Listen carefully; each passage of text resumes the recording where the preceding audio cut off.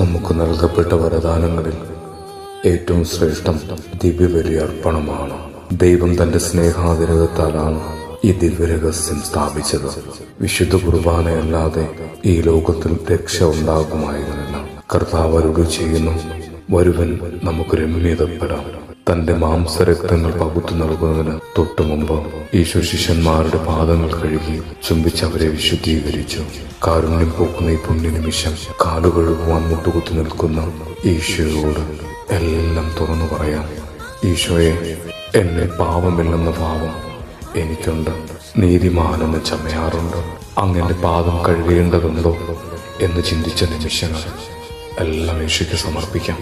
അവിടെ നമ്മുടെ മുമ്പിൽ മുട്ടുകുത്തി നിൽക്കുന്നു നമ്മുടെ വേദനകളുടെ കഥകൾ കേൾക്കാൻ, നമ്മെ കഴുകി തുടച്ചുമ്മ വയ്ക്കാൻ. നമുക്ക് മനസ്സ് തുറന്ന് നമ്മുടെ വേദനകളെല്ലാം ഈശോയുടെ മുമ്പിൽ പങ്കിടാം.